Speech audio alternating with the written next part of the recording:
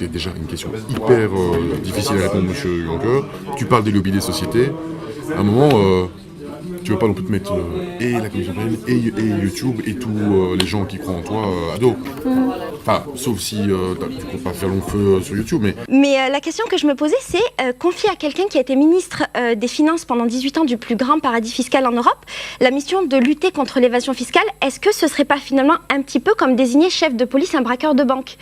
Je m'appelle Laetitia et j'ai une petite chaîne YouTube sur laquelle je parle de mon mode de vie écolo-bio. YouTube m'a contactée pour que j'interviewe Juncker, le président de la Commission européenne. L'idée de YouTube, c'était de reproduire en Europe ce qu'ils font déjà aux États-Unis avec Obama.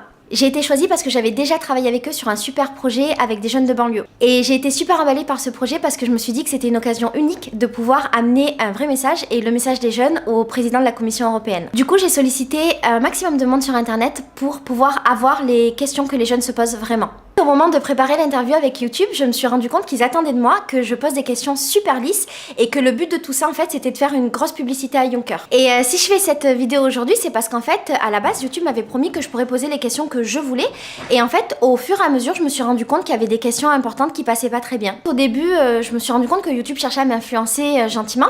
Puis, c'est allé un petit peu plus loin et je me suis sentie menacée à un moment donné. Mais ça, donc, comme je te dis, on va en parler à Natacha. Donc il y a toujours un risque qu'il y ait un red flag. Il y a un réflexe, ça veut dire Red quoi? flag, drapeau rouge, on ne peut pas la faire.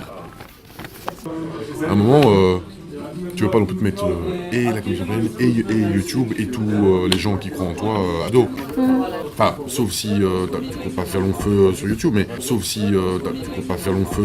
mais Et ce qui a été difficile pour moi, c'est que j'ai vraiment ressenti le moment où j'ai eu une grosse boule au ventre quand j'ai parlé avec la personne de YouTube et j'ai eu clairement le choix à faire de est-ce que je prends le risque de perdre tout ce que j'ai fait jusqu'à présent pour pouvoir poser les questions ou est-ce que je reste dans le système et je vais dans le sens de ce que me demandait YouTube. Et du coup, au final, j'ai décidé de prendre le risque et, parce qu'en fait, je voulais être honnête avec moi-même et surtout, je voulais être honnête envers toutes les personnes qui m'avaient fait confiance. Je vous laisse voir ce que ça a donné. Votre prédécesseur au poste de la Commission européenne, M. Barroso, a rejoint cet été la Goldman Sachs. Mais vous avez ajouté que le fait qu'il travaille pour cette banque-là vous posait un problème. Pourquoi est-ce que cette banque-là en particulier pose problème? Est-ce que quand il avait son rôle de président, il n'a pas été complaisant peut-être avec son futur employeur?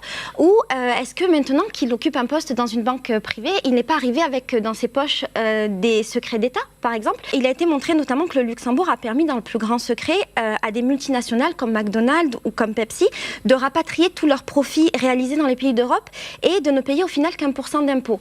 Moi, quand j'ai préparé cette interview, j'ai été étonnée parce que mon mari a une petite entreprise et lui, il paye 33% d'impôts. Est-ce que finalement, vous êtes vraiment le mieux placé pour pouvoir mettre fin à cette injustice sociale?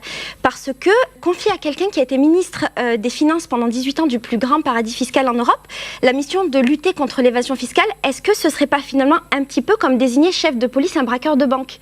C'est une question sur la manière dont les lobbies influencent les lois européennes. Cette fameuse question des perturbateurs endocriniens, la Commission européenne n'a fait que repousser depuis 2 ans et demi l'interdiction. Et ça me rappelle également la question du Roundup qui n'a pas été interdit. À force, j'en viens à avoir le sentiment que... peut-être le rôle de la Commission, ce serait finalement de nous faire miroiter des interdictions qui n'arrivent pas et qui laissent le temps peut-être aux multinationales de continuer à gagner beaucoup d'argent et à vendre des produits chimiques qui nous font du mal. Quand je revois ces images, je suis vraiment fière et hyper heureuse d'avoir été jusqu'au bout et surtout d'avoir pu poser ces questions en direct à M. Juncker et parce que c'est des questions qui étaient différentes et surtout importantes. Si jamais vous voulez voir la suite de l'interview, vous pouvez le voir, je vous ai mis le lien en barre d'infos. Mais depuis, c'est passé quelque chose de fou et j'aimerais vous en parler. J'avais rendez-vous le lendemain chez YouTube et j'étais pas super à l'aise parce que j'étais quasiment sûre qu'ils savaient que je les avais filmés. Quand je suis arrivée chez Google, j'ai été vachement surprise parce que en fait, ils m'ont dit que finalement c'était bien ce que j'avais fait et que c'était même bien de ne pas avoir respecté les règles et d'avoir été jusqu'au bout. Et ce qui est complètement ouf, c'est qu'à ce moment-là, ils m'ont proposé un contrat et en fait, ils m'ont proposé le contrat de ma vie qui correspond à ce pourquoi je travaille depuis super longtemps et ce que j'ai envie de faire depuis toute la vie. Et en gros, ils me proposent d'être ambassadrice pendant 1 an de YouTube et de pouvoir réaliser des projets humanitaires avec une enveloppe de 25 000 €. Donc voilà, donc maintenant je suis vachement perdue parce que je ne sais pas pourquoi ce contrat arrive là maintenant. Est-ce que c'est honnête? Est-ce que c'est pas honnête? Est-ce que ils me le proposent pour plus ou moins que je ne donne pas d'image, que je ne parle pas de tout ça? Ou est-ce que la personne, elle pensait vraiment me le proposer avant? Je ne sais pas. Aujourd'hui, ce contrat, moi je peux pas le signer. J'ai été vraiment choquée d'être manipulée et d'être menacée comme ça.